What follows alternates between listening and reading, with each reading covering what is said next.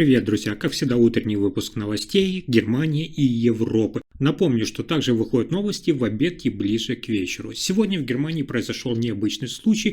Тысячи людей внезапно узнали, что по документам они богатые, но сами едва сводят концы с концами. Как такое возможно, объяснение оказалось неожиданным. А дальше, не менее важно, малый бизнес выражает свое беспокойство. Все больше предпринимателей признаются, что могут не продолжить работу до весны, что их пугает налоги, энергия или бюрократия. И это еще не все. В Брюсселе начали расследование против Red Bull впервые на таком уровне. Параллельно Европарламент пересматривает законы, которые должны были защитить права работников, и бизнес воспринимает это позитивно. А Маркус Зёдер предупреждает, Германия может столкнуться с серьезными рисками в энергетике. Слишком громкие слова премьер-министра Баварии или серьезный сигнал для канцлера Фридриха Мерца. Все эти последние новости часа расскажу буквально за несколько минут.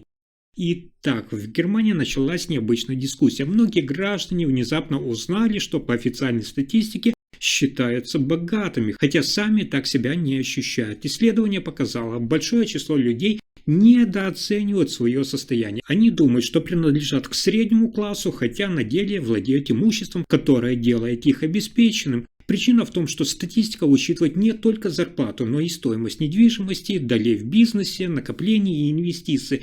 То, что человек не ощущает эти деньги ежедневно, не значит, что он не богат. Кроме того, инфляция и рост цен на жилье, продукты и услуги съедают чувство благополучия даже у тех, кто формально живет лучше среднего. Решение здесь не в пересмотре самой статистики, а в понимании, как устроено богатство в современной экономике. Оно не всегда чувствуется в кошельке, часто оно спрятано в активах, которые растут в цене. Экономисты советуют, важно учитывать все свое имущество, планировать расходы и инвестиции, чтобы иметь реальное представление о своем финансовом положении. Получается, что Германия сегодня живет в парадоксе. Люди богаче, чем думают, но ощущают себя беднее, чем есть на самом деле.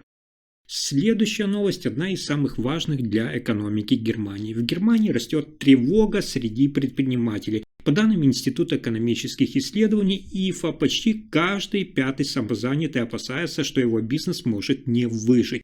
Главная причина – падение заказов и растущие расходы. Почти половина опрошенных заявила, что клиентов становится меньше, а прибыль все меньше, особенно в сфере услуг, ремесла и творческих профессий. Экономисты отмечают, это важный показатель для страны, где малый бизнес остается основой экономики и источником миллионов рабочих мест. Если эти люди начнут закрываться, пострадает не только рынок труда, но и потребительский спрос. Ситуация усугубляется высокой стоимостью энергии, аренды и налоговое давление. Многие предприниматели жалуются, что бюрократия отнимает больше времени, чем сама работа. Эксперты призывают правительство Фридриха Мерца упростить налоги, ускорить цифровизацию и дать доступ к недорогим кредитам.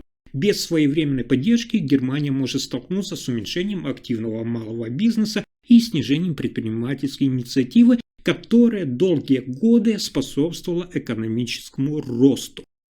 Следующая новость связана с обсуждением, как может вести себя бизнес в Европе. Европейская комиссия начала, внимание, антимонопольное расследование против компании Red Bull. По данным источников, регуляторы подозревают производителя энергетических напитков в том, что он мог использовать свое доминирующее положение на рынке и мешать честной конкуренции. Следователи проверяют, предлагала ли компания торговым сетям скрытые бонусы и скидки, чтобы конкурирующие напитки убрали с полок или выставляли менее заметно.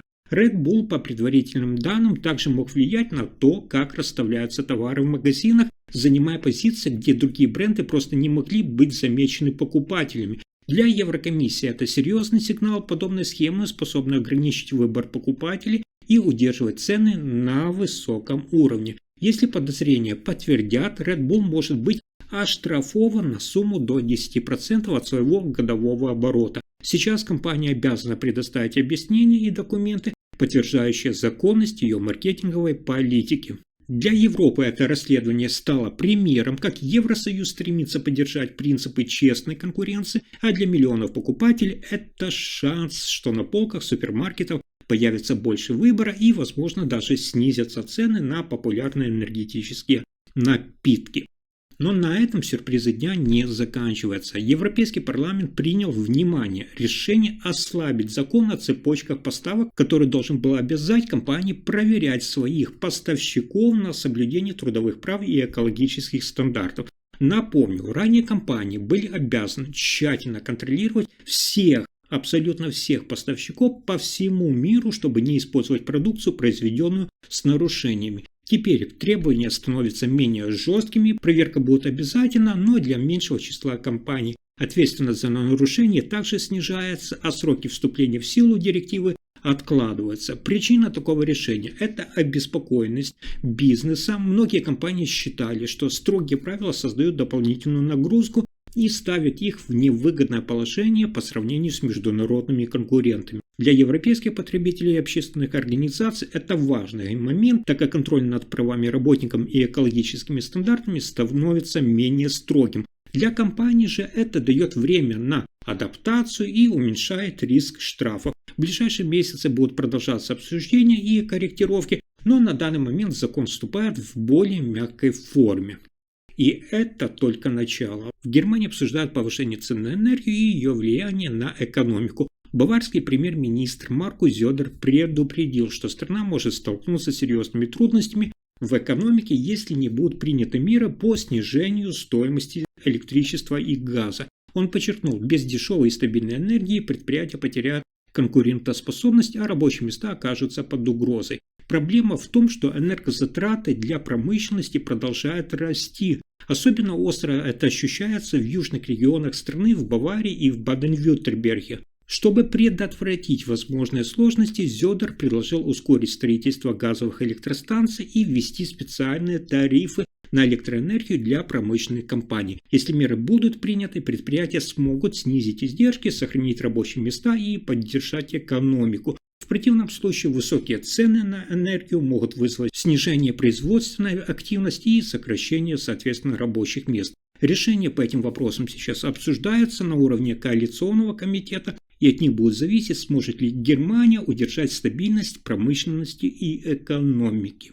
А дальше продолжение самых обсуждаемых тем. В Германии вновь началось активное обсуждение вокруг Коммерцбанка. Банк начал взимать внимание отрицательные проценты с крупных остатков на счетах, несмотря на решение Федерального суда Германии, который ранее запретил такие сборы без согласия клиента. Отрицательные проценты, напомню, это когда не банк вам платит за остатки ваших денег на счетах, а вы платите банку за то, что ваши деньги находятся на счете в банке.